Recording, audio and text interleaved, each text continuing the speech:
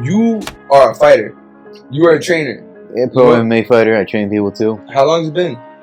Training, I probably started like last year and a half, something like that. And Okay. then fighting, probably the past 9 years. It just doesn't go your way. Size does matter. People keep saying size doesn't matter because they watch too much Bruce Lee and Jackie Chan. But guess what? Size doesn't matter. He goes, brother, where your mask? I'm like, bro, it's on my neck. What do you want? It's right here. I put it on my chin. He's like, no, you see the sign on my door? Where it says, wear your mask. Respect for me and respect for you. But even when I do that, actually, like when I get hit first, I look back, like I look around, like I want to see who's watching. I don't want people coming out recording and making it hot. I want to get it done quick and just dip. Because I also don't know whether the guy's carrying a knife or a gun. It's New York City, you know how it is. People are just willing to take a life over anything. There's this guy named Baby Hulk. You know Baby Hulk? You know Baby Hulk? No, I never heard of Baby Hulk. He's a funny guy too. Funny guy. It's stupid, but it's crazy, right? Stupid, but weird and crazy at the same time, all at the same time, because they get audience, you know. Stupid audience. Yeah, I know. I think it got promoted a bit more after Dana White had his own slap fight with his wife. Boom. So yeah. I can't trust no switching roadie. I be on my grown thing. Keep on moving, time be skipping, phone and going home. Same process, trust the progress. I be knowing where it's home. Man, free me, feel me, see me, I see. So yeah, we got Niyaz in the crib. What's up, man? How you feeling? Oh, you good? Yeah. All right, man. Yo, we back at it. So you are a fighter. You are a trainer. Yeah, pro MMA fighter. I train people too. How long has it been? Training, I probably started like last year and a half, something like that. And then fighting, probably the past 9 years. Okay. Went pro like, I'd say 3 years ago. What was it? Like 2.5 years off, I took off. How come? It was like, the first fight I had success to it, and then next 4 fights I took a bunch of L's, due to taking stupid fights and bad management and all that. Yeah. So what do you mean stupid fights? Can you describe that? Fighting people 2 weight classes above, meeting them at catch weight, stuff like that. It's like when you're, at that point it doesn't matter how much skill you have on them, how much skill you have on them. At the end of the day, if the size isn't there, it's over. But you could be hitting them with 6 punches, and then they hit you with 1 punch. You feel like you got hit by a truck. They're not even flinching while you're punching them 6 to 8 times. You're punching them, they're not even flinching, and then they hit you once. It feels like you got hit by a truck. That's very demoralizing. But they still went through. I still went through the decision. Just bit down on my mouthpiece, went at it. But it just doesn't go your way. Size does matter. People keep saying size doesn't matter because they watch too much Bruce Lee and Jackie Chan. But guess what? Size doesn't matter. No, that's fucking true, man. And what got you into fighting in the first place? Victim of bullying, I guess. I mean, I don't want to call myself a victim. That's a little too much, but when you were younger, you got bullied, and you were like, fuck this shit. Well, it's complicated. So, I started off getting bullied as a second grader, honestly, in elementary school. And what was it? Oh, yeah, there we go. I remember now. They always assumed I'm Indian and I'm Hindu, and I'm neither, mind you. My parents are from Bangladesh. I'm Muslim. And that used to provoke me a little. There'll be times I go up to them and slap them, and then I get jumped by a bunch of kids. Oh, shit. It was all like a group of Hispanic kids, and it's like, you hit one of them, you're going to have to deal with a whole bunch of them. That's just how it is. And then sometimes they would call their other cronies up and then just find me after school, jump me too, just for that one altercation. And then when I would go home with a black eye or two, or bloody nose, bloody lip, whatever, my dad would be like, what happened? I'm like, I got beat up. Like, you got beat up? What did you do about it? I was like, I couldn't do much. I just hit him once or twice. I didn't leave him much damage. And he would be like, next time that happens, I'm going to beat your ass and kick you out of my house. You better go and fuck him up tomorrow.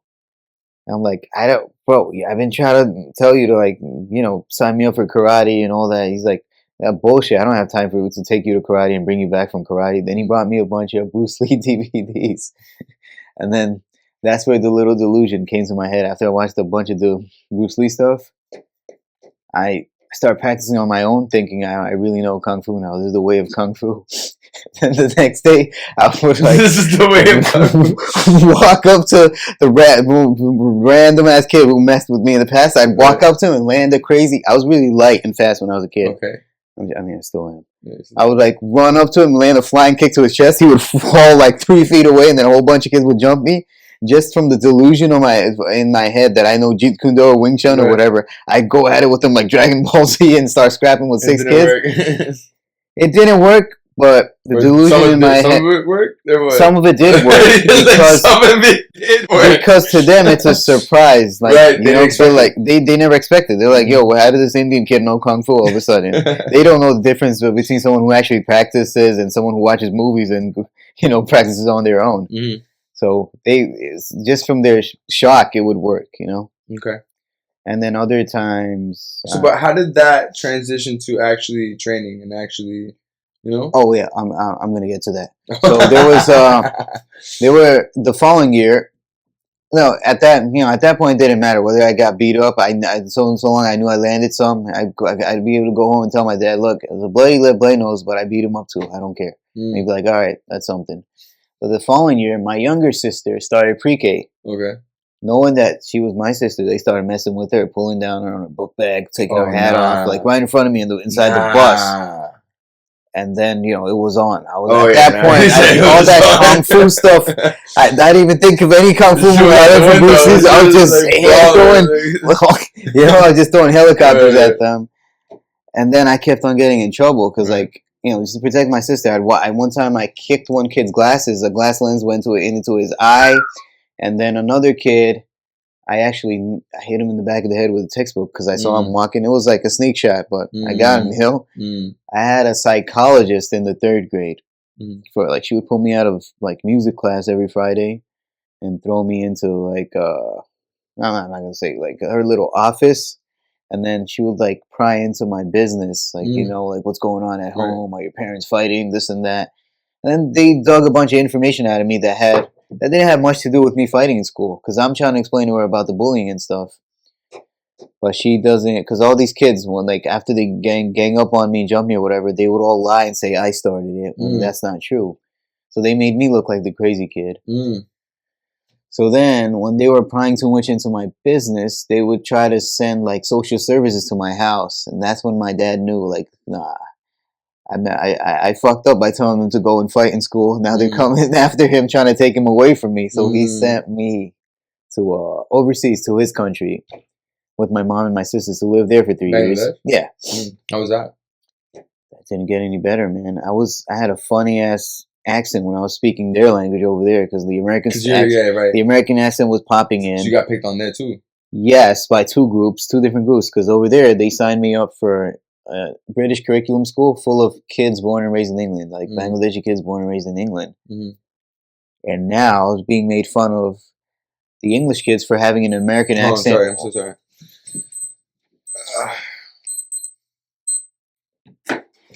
Go ahead. I was being made fun of by the English kids for having an American accent in my English.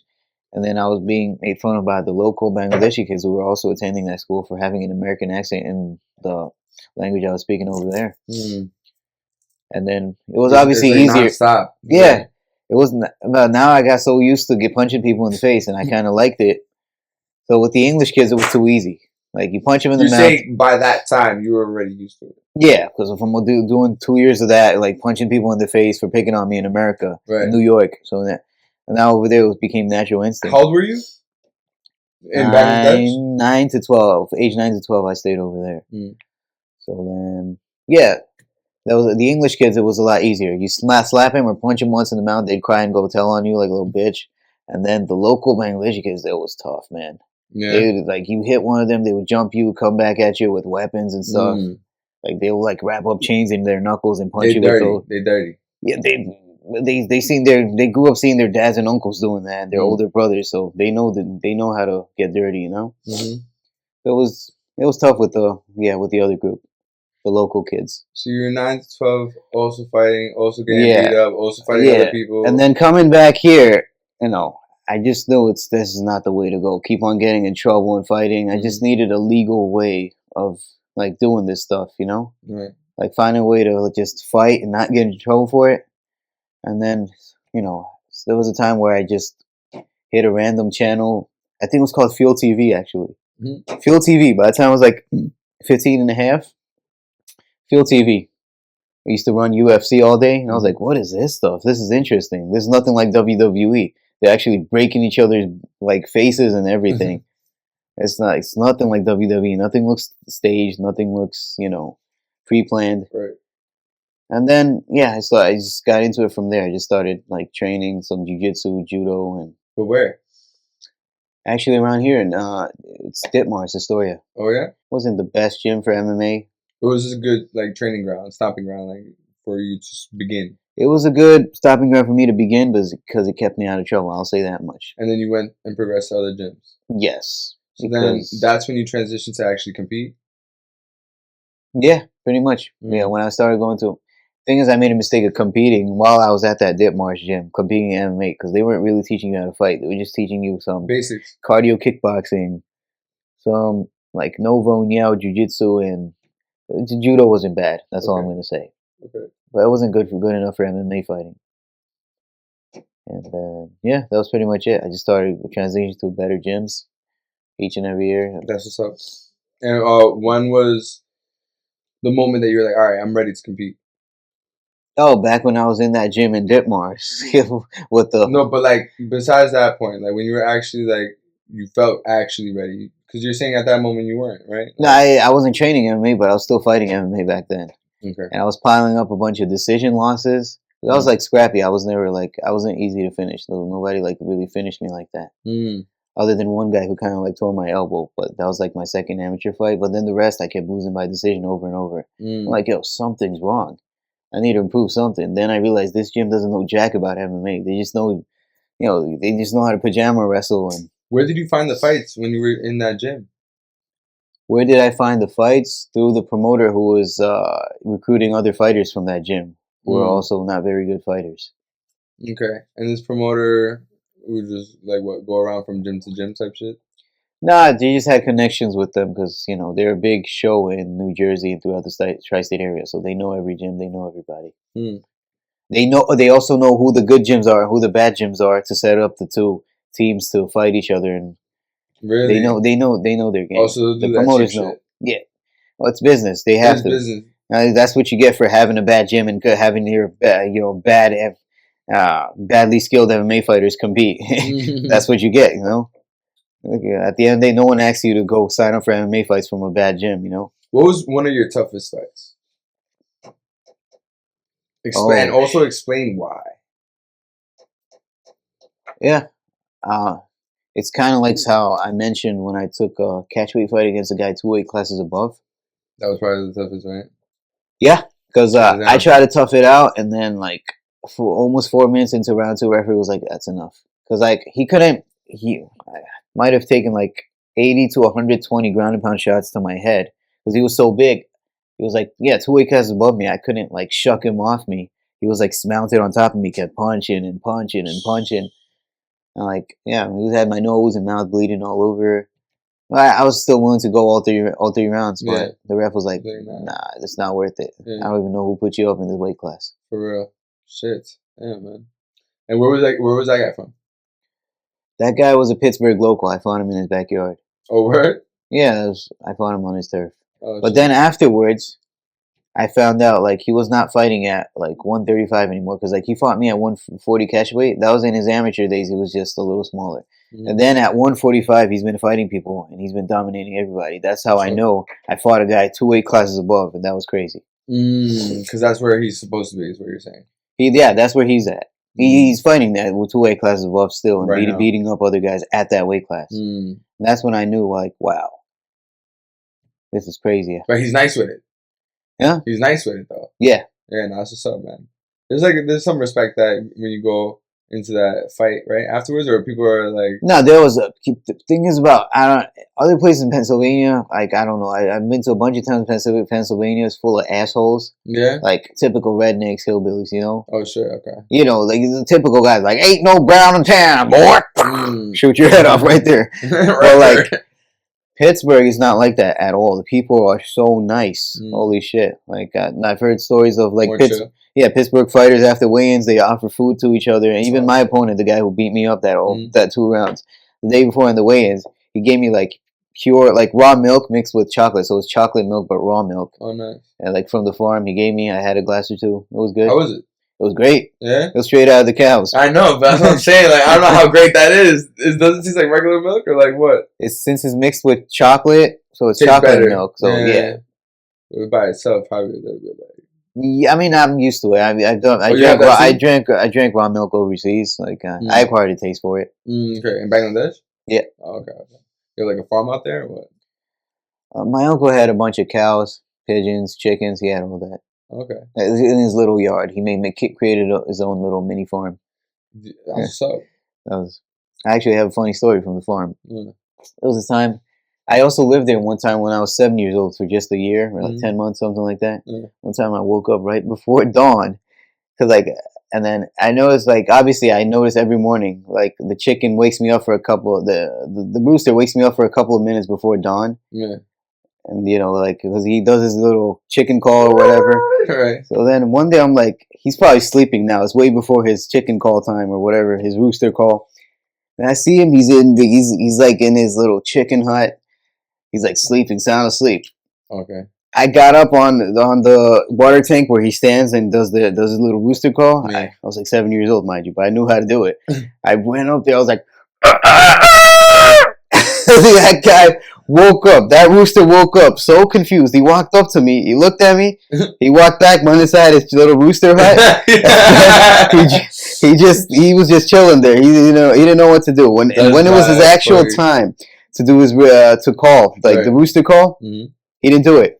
He got tight. He was still sleeping. He was like, my job here is done for the day. Yes, man, funny. Nah, he probably got tight. I was like, yo, this motherfucker took my job for today. Like, what's up? I'm going to sleep. No, because the cows already responded to me when I did it. Right when I did it, the cows replied. The 2 cows from the cow hut, they were like, I was like, oh, okay, shit. Oh, so I got the respect. That's what happens? Like, yeah. Oh, okay. When the rooster calls, the cows call back. Oh, shit. Yeah, you know. This is this whole thing. Yeah, it's a thing. It's a routine. Up. Yeah. Not everyone. People, deep sleepers and kids who gotta go to school, they don't. Yeah. They normally, maybe they'll get distracted from their sleep. They'll wake up for a minute, go back to sleep. You know. Yeah, but you got up. Normally, yeah, I would wake up for a minute or so. Like the first couple of times it was happening for when I moved there. But then starting next couple of weeks, I wouldn't really wake up like that. But that day, I just had to pee. Wait a couple hours before my wake up time. Like before 7 a.m. Let's say I woke up at 4 or something. And I'm like, the rooster call is around dawn, and dawn today is around 5:30. I'm gonna go up there at 5:25. That's smart shit. Hell yeah, yo, that's some funny ass shit. I wish someone recorded you doing that. That would have been fucking hilarious. Back then it was on Nokia phones. Yeah, it was indestructible phones, you know, right? Incredible Hulk phones. Yeah, but they fucking lasted. I know. Now that's you what gotta I'm saying. switch your phone every fucking year. Yeah, those things are indestructible. Somebody could throw it off the 3rd floor. It's still gonna survive. Jeez, man. Yo, how do you think about fucking America today, man? American society, like, you know what I mean, like the state of where we're at right now. Unpredictable, right? So unpredictable, right? I feel about Trump in office right now. I was actually rooting for the guy, thinking he's going to be the same guy from 2016 to 2020. But now he's leaving everyone so confused. He's being so unpredictable. Right. I don't know. And what also, his next moves are. how many people are getting deported and shit? There's mad people some even legal people are getting deported. Yeah, that's what got me even more confused. Like you said, you're gonna send back all the illegals, the criminals. Okay, you're doing that, great. But then lately I've been hearing people who American-born people, like U.S. citizens, they're going to visit their parents' country and all. And over there, he has ICE agents set up on that side of the airport, on the other side of the world. And they're seizing people first, the U.S.-born citizens. Then they're checking and scanning their phones to see if they ever posted anything against Trump or Israel. And if that did happen, they seize the phones, and then they Israel. Yeah, if you post anything against Israel in support of Gaza, they hold you back. They don't let you re-enter the U.S. and your citizenship is being revoked. That's what I'm hearing. You're gonna stay in that shithole wherever your parents came from. You're staying there. That's it. I know people that have been here for like years, bro, that are getting deported. Yeah, bro. I could be deported for talking all this shit right now. Ain't that some shit though? Yeah. Like life is wild, bro. Trying to think about how or what direction you could take, and it's like, yo, go here, then this is happening here. Go there, this is happening there. Everywhere. Yeah, it's just like how the pandemic suddenly hit us. Mm-hmm. I'll call it scamdemic. Sorry, not the pandemic. Go on more off of that too, because it's like, isn't it crazy how it almost was like a blur? Yeah, everybody was like fighting over toilet papers. People were ready to punch you in the mouth if you weren't wearing a mask. Yeah. I was like, who the hell brainwashed this idiot? Yo, but that's the shit though. It's true, right? Where I was talking about it in the podcast before this one. Actually, I was like, "Yo, we're so easily manipulated." I know. Like, I know. So easily manipulated. I didn't like wearing an actual mask, so what I did was, those bandanas, or like it's not like a headscarf. It could be a forehead scarf, could be a neck scarf, but I was wrapping those around my mouth, mouth and nose that people use to like rob banks and stuff. I was using those because I didn't like wearing the actual mask. I don't want to look like a clown. Right. And then I was doing that. And people were like, that's not a real mask. So I was like, fuck you and your fucking real mask. Right. Stick it up your asshole for all I care. I'm not wearing that. But it's just, it was crazy, bro. Because like they weren't letting me enter restaurants or buy food to go. Mm-hmm. Like there was this Palestinian spot. I will put them on the spot on this podcast. I don't care. It's called Duzan. Oh, it's Steinway. So good though. Hey, they're so good. I didn't stop going. I just think the owners the owners are moron for telling me off for not having a mask. I walked up to order without a mask on. I had my do-rag thingy down my neck. He goes, brother, where are your mask? I'm like, bro, it's on my neck. What do you want? It's right here. I put it on my chin. He's like, no, you see the sign on my door? Where it says, wear your mask. Respect for me and respect for you. I'm like, okay, here, I'll show you respect. And I put it around my nose like, yeah, good enough? Mm-hmm. And then he took my order. I'm like, bro, you're going to teach me respect? You're a clown for believing all that shit, first of all. Just give me my damn fucking Palestinian sandwich and let's just move on. It's the fear, bro. Fear, especially like when people are older, they're just like, anything can happen. I just think it's like a constant reset, though, because certain things happen, and this isn't the first time this happened before. It happened in the early 1900s. You know what I mean, with the Spanish influenza. So it's like a repeat of history. It's just more technology. So we're seeing a lot more than they did before, but it's the same shit, bro. It's fucking crazy. I know. Yo, I got a part on the podcast that I let the guest sign their name on the draft. Esperanza. You can sign whatever you want. You can say something. You can put your name, whatever. All right. Oh.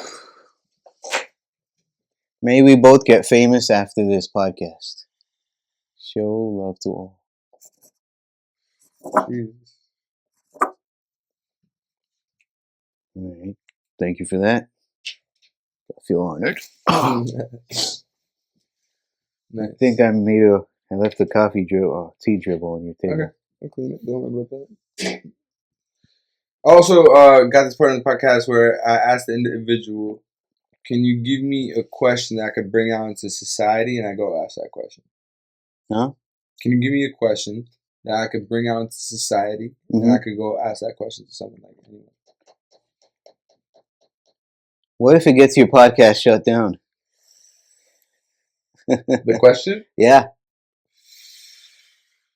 What the fuck is the question? I want to know the question. Did you know that the Antichrist is here?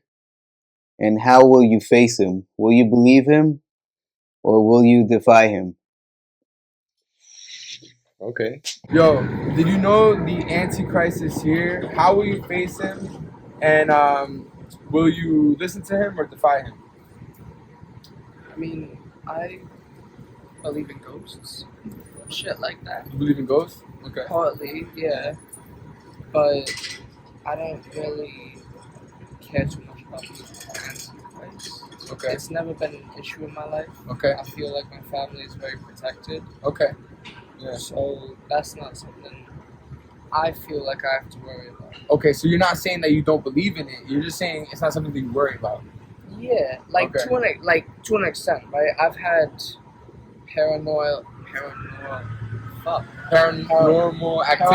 activities has happened in your life.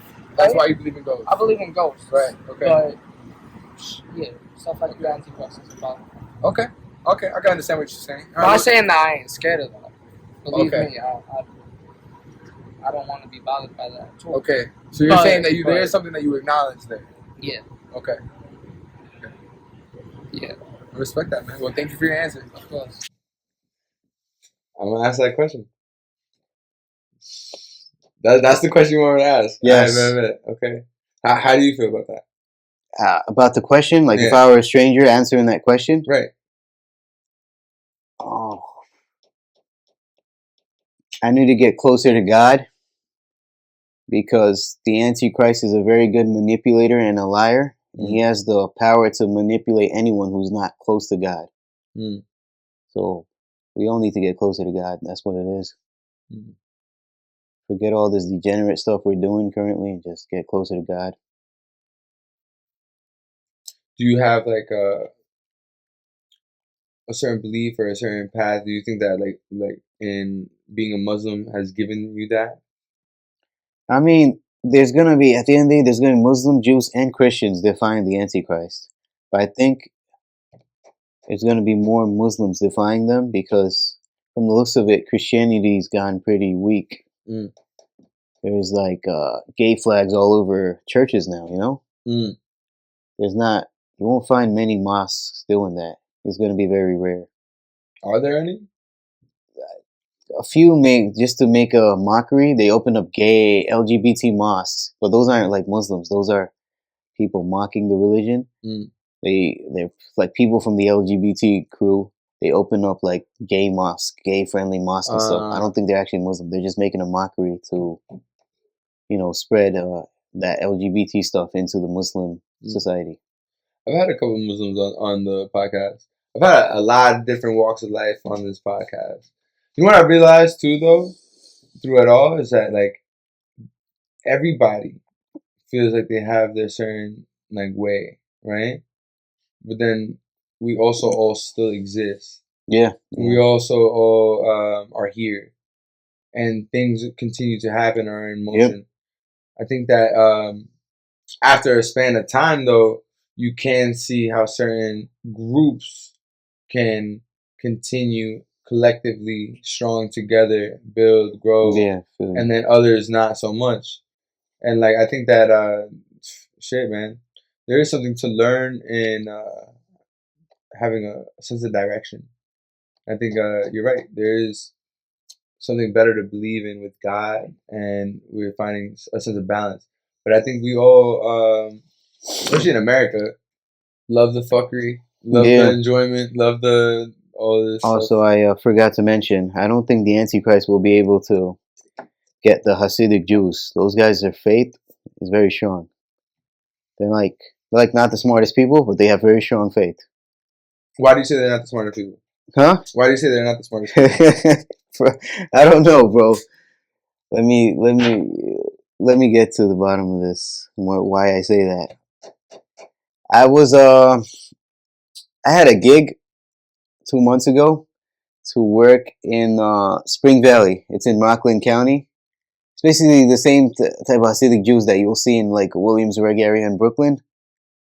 Bro, it was insane. I thought I signed up for a security job, but I signed up as a cross guard to help grown adults, like to teach them how to cross the road. No, you're lying.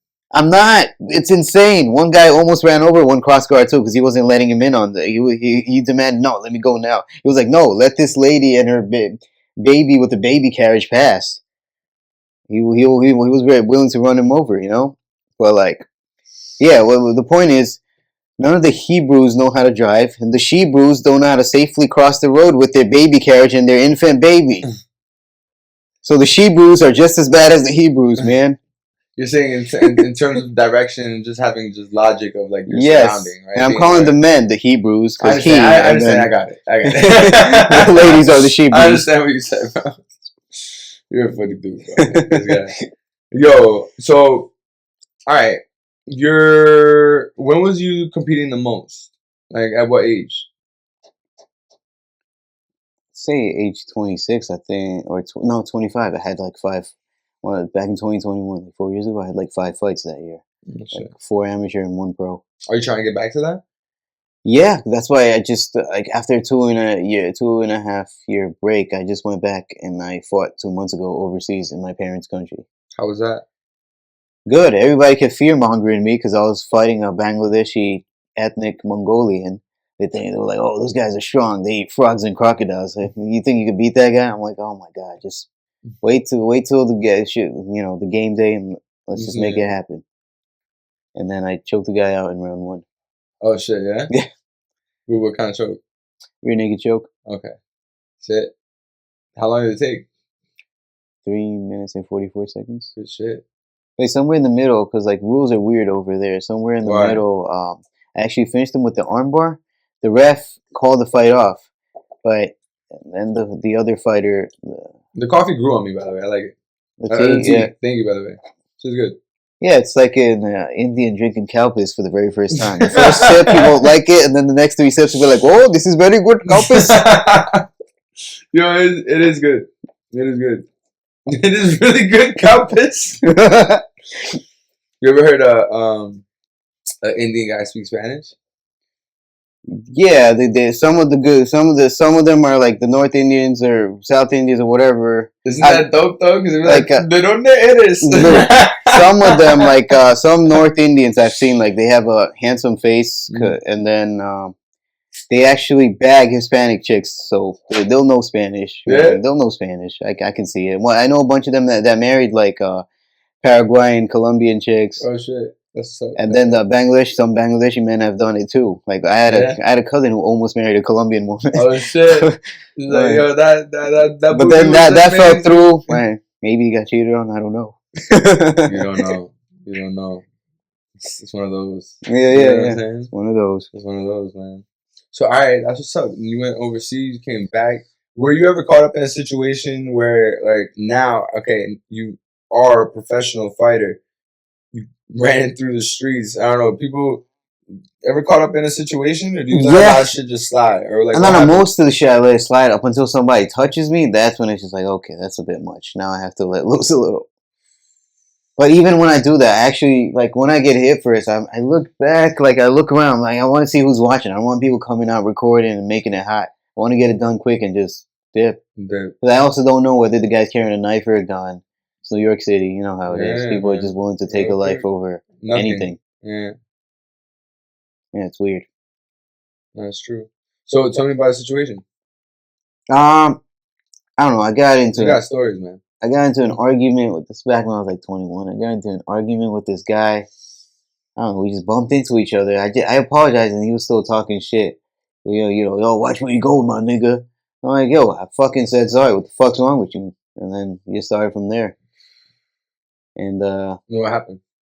Yeah, as I was going inside the door, even though he was planning on taking the train, he didn't take the train just to punch me in the mouth.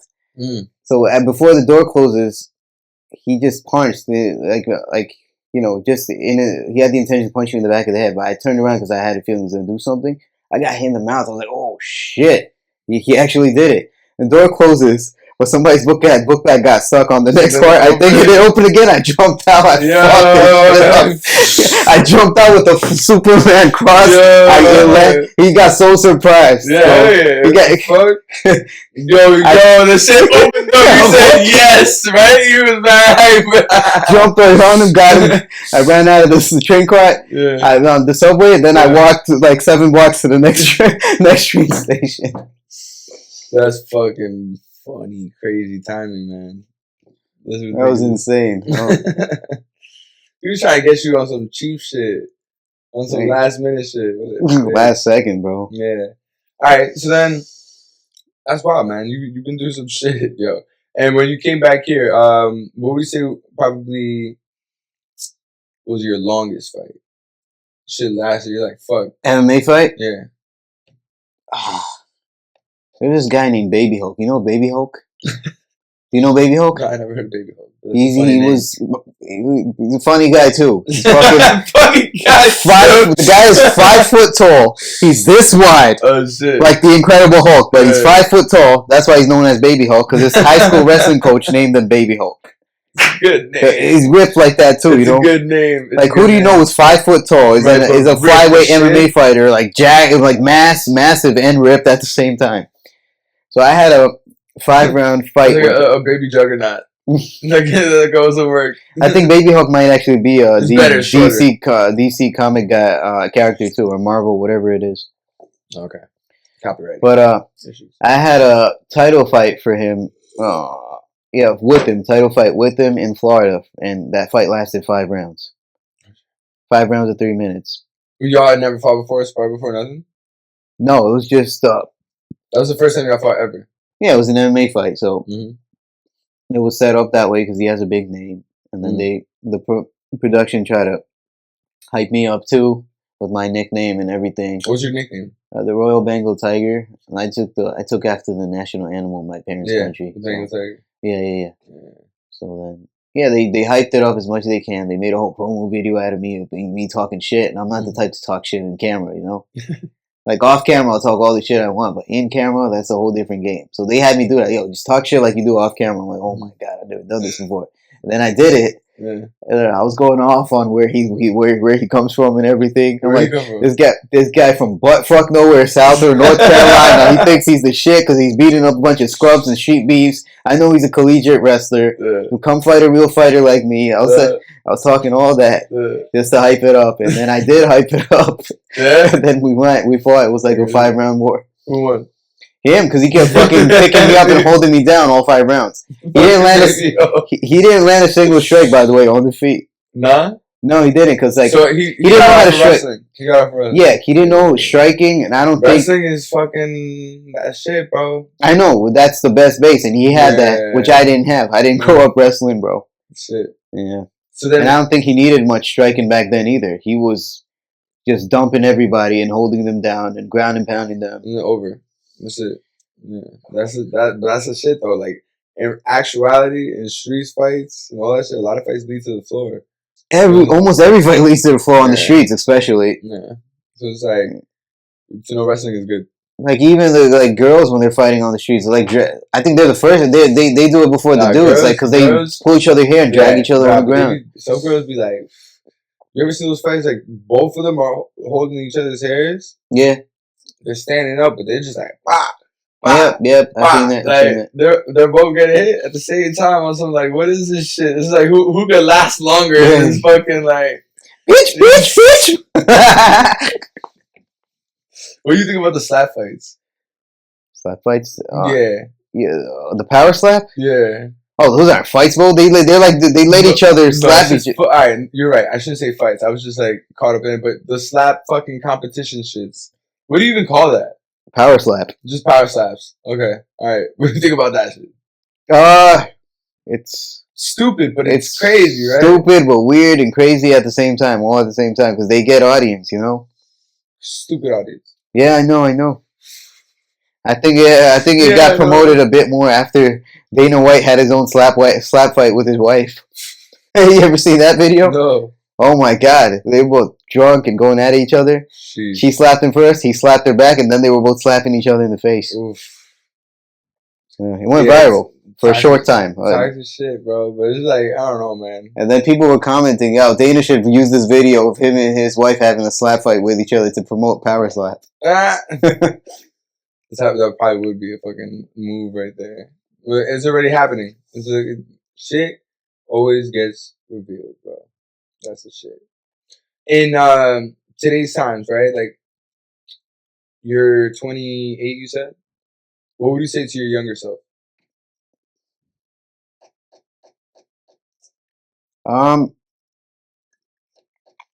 Discover a bit more about yourself. Be yourself. Don't try to fit in with just anyone. Manage your emotions a little better. Don't take stupid fights. That's about it. Don't take stupid fights. Don't fight people too much. That's about it. You have a different promoter now? No, Manager. I have Manager. multiple managers now, and I know they can take care of me because Okay. that's never gonna happen again. When I'm fighting featherweights, when I'm just a flyweight, you know. Mm. So there's that.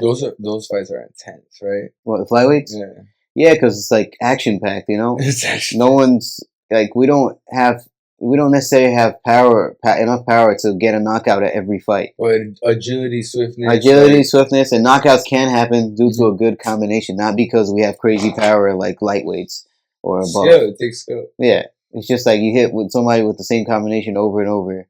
They just have to go down at some point, you know, throughout the rounds. Right. Round one knockouts happen, but not all the time. Like a head kick lands, kick is 3 times stronger than a punch, so Right. there's that. Sure. Well, yeah, a lot of fights go by decision because it's so action packed.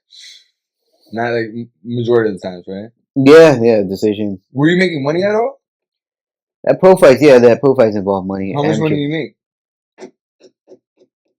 Pro fights, they normally start off like 500 to show, another 500 to win. So 5 and 5. Okay. You walk out with $1,000 if you win. That's awesome. But what's funny was my very first pro fight, I was supposed to get $1,000. I didn't get paid. At all? And that show got shut down completely after that show because They all their got robbed? sponsor was linked with terrorism. And then due to my last name, I think I didn't get paid.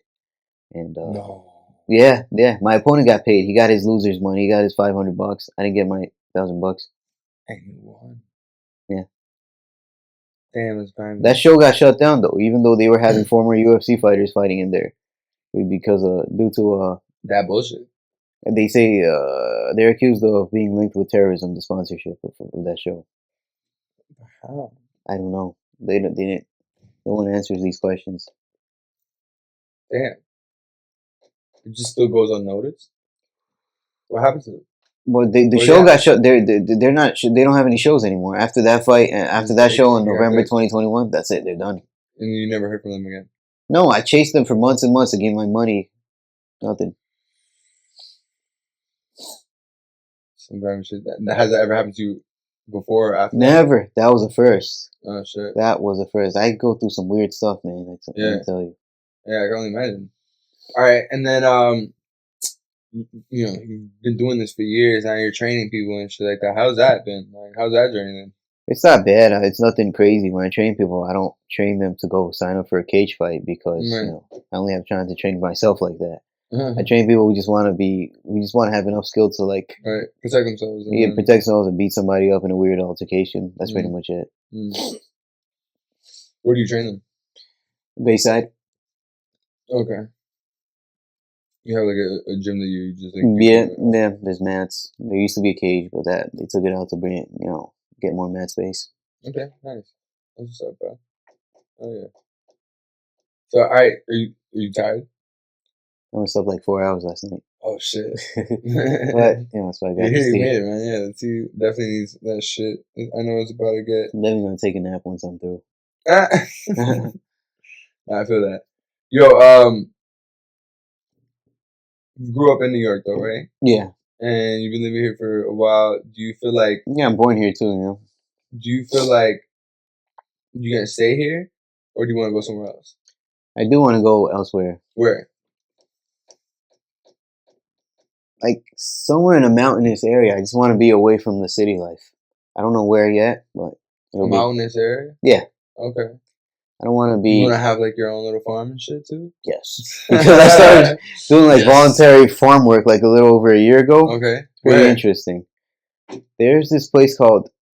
No one's ever heard of it. Even New Jersey people don't even know about it. It's in Jersey? It's called New Egypt. Have you heard of it? But I'm not even in Jersey, bro. I know, but you're still like one over Jersey. Your neighbors with Jersey, but I hear you, but no, I've never heard it. What's even Jersey, Egypt? Yeah, even Jersey people don't know that town. And it's free. It's like voluntary. You just go out there. Yeah. I mean, if you know them, if you don't know them, you show up to even ask them for voluntary work. They'll shoot you in the head. It's that wild, and throw your body to their hogs. No. It's that wild out there because the farm lady. Where the fuck is this in Jersey? The farm lady's sister-in-law one time. Oh, they're all women? Huh? They're all women? No. The owner of the farm is a guy. His dad's still alive. The father still helps. It's like generation after generation they pass it to their sons. Right.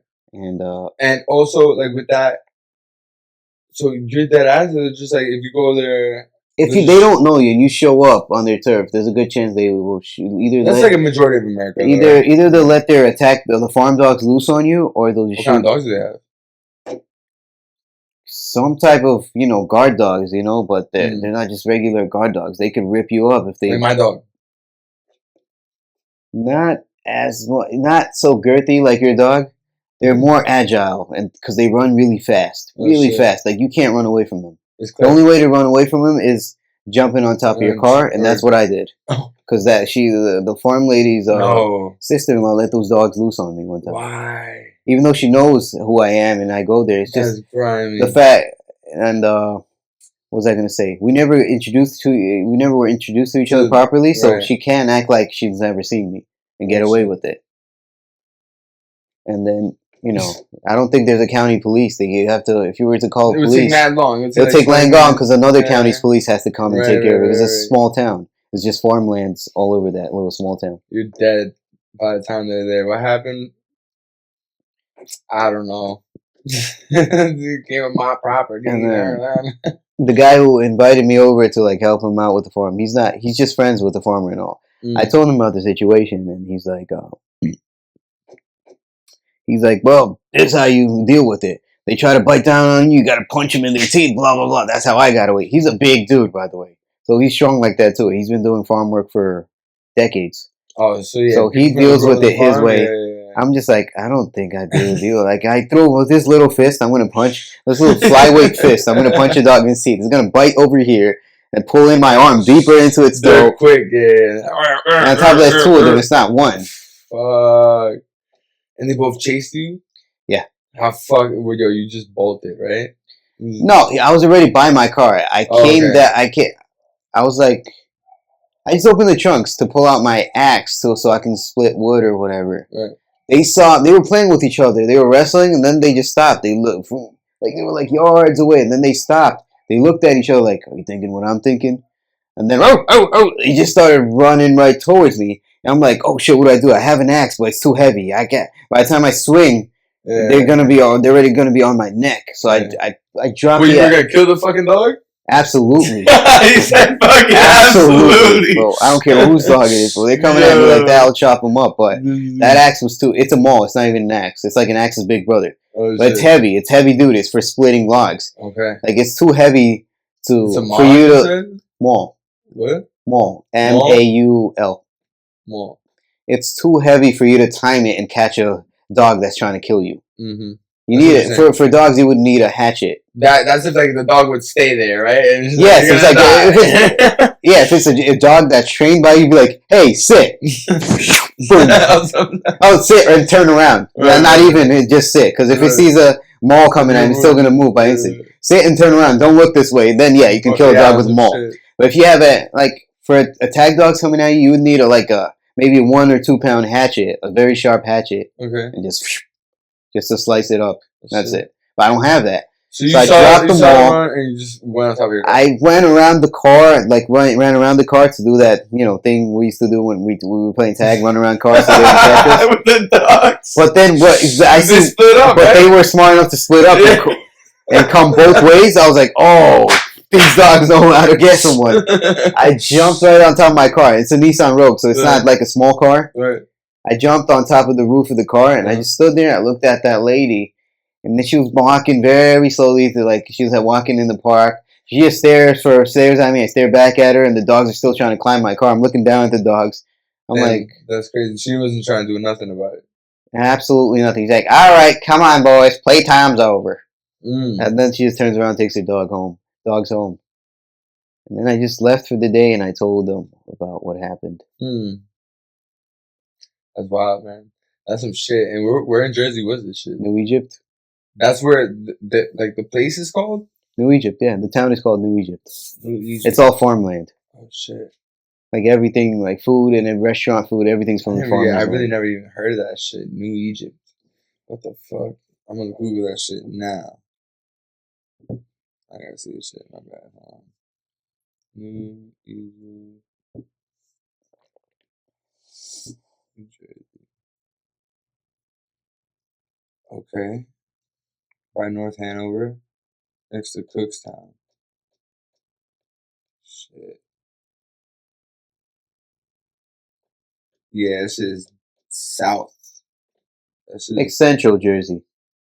Not like south, like middle of Jersey. no, but I'm saying south, like south from here. No, yeah, definitely south from here. It's very easier to get there from Queens than the Bronx. Yeah, nah, bro. That's some shit. That's like some hills have eyes shit. I would never go into those types of areas. I still went after that dog attack. I still went the next couple of weeks on. You're crazy. And you went there voluntarily. Yeah.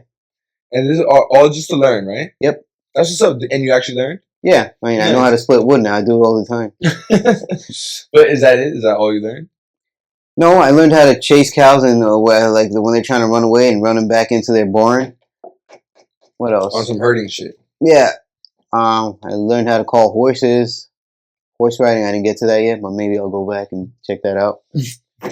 You still go back? Yeah, I'm still gonna go back. I might buy a hatchet just in case. Like You be prepared to kill the dog? I don't care, bro. They come at me again like that, it's over. That lady can kiss her dogs goodbye. Yo, that's some shit, man. Yo, but alright. When you are going back into the fighting like realm in the fighting space, like what's your headspace like? What's your food intake like? What's what's going on? What's your Food intake, like if we're talking about cutting weight, like a month out, I'm gonna cut down on carbs. And then last 2 weeks, I mean, even last 3 weeks, like it's all gonna be greens and protein. And the very last week is gonna be very minimal food, little chunks of meat with like the greens, you know. and throughout that whole thing training, how's the training like? Can be miserable. You're training without any carbs in your system. Right. It's a little tiresome, but Right. I'm used to it. Like I don't feel the exhaustion I used to feel when I like starting out. You know, Mm. I don't feel that anymore. I got a little smarter since then. Like I sleep better Mm. when it's fight time. Because before, like running off 4 or 5 hours of sleep, I used to train for fights. Damn. Yeah, nah. You need sleep, bro. You're on 4 hours of sleep right now. I know you. Oh, I'm not fighting right now. I'm actually recovering from a surgery. Shit, what surgery? I had a lumpectomy on my right side of the chest. I just got that removed. Right. What is that? A lumpectomy? It's like a fatty tissue like underneath the nipple area, but it hurts like hell. Like Oh shit! the older you get. Wow, so they chopped it off? Not chopped it off. They'll make a very little small incision on your nipple. Okay. No, they just I don't know. They'll take like a salad tongue and like scoop it out. Like yes, like pull it out. So you took the whole thing out, or is like yeah, nice. So you're good now. Yeah, that's what's up. You're just healing from it. Just and then after that shit's done, no more pain. Full on training. Hell yeah, nice. That's what's up. How long is that gonna take? The surgery was on like middle of March. Mm-hmm. It was in middle of March, and now it's like past middle of April. So yeah, it's pretty much almost healed. Where do you think your next fight is gonna be? That stuff, yeah, there's no telling. It could be Florida, could be never New York, South Carolina, New York. New York is hard. They can't afford to have a lot of pro fighters on an MMA show. They'll pile it up with a bunch of amateur MMA fights and amateur kickboxing matches, and then the last 2 fights will be pro. And things with New York, there's only one promotion that holds pro fights, and they always do only 2 pro fights at the end of the show. Why? New York being as big as it is. Nah, they can't afford to bring out pro fighters because the insurance money for their injuries, blah blah blah, and flying out other fighters from other states. Like laws and bullshit. Yeah, it's just too much. It's too much. It's too much to have pro fights in New York. That's insane. I didn't know that. But that's why it's better in Florida. Florida, Jersey, literally anywhere, just not New York because they can't afford it. That's crazy. That's insane. You would never know that shit. You would have never known. You know? Okay. Yeah, most New York fighters went pro through Jersey promotions, and Pennsylvania. Oh shit, that's dope. Yo, if you do have a fight, damn, I wish I would, like, let me know, man. It'd be cool to go. Yeah, see. absolutely. It'd be Hell cool. yeah. But Yeah, obviously, yeah. if I'm in that area, because I don't know if I'm gonna go be in Florida. But if I'm in Florida, that'd be lit. Yeah, you can go to Florida. Yeah, Hell yeah. nice little vacation. Nah, that's fucking lit, man. And yeah, what would you like to say to the people watching, man? Like, what do you want to leave them with in terms of like with who you are and like what you want to do in life and like your dreams? You know what I'm saying? Like, what would you tell to the viewers watching right now, like about you? I still have plenty to discover about me. Maybe I should leave that for another time. Still young, you know. Yeah. Nah, that's what's up. I mean, people find it in their own time, right? Yeah. All right. Do you have any questions for me? Should I ask you the Antichrist question? How are you going to deal with them? How about a different question? What do you see? What's the end game with the podcast? Where do you see yourself going with this? Like 5 years from now, where would you be? I want sponsorships. I want this to grow and cultivate. Not more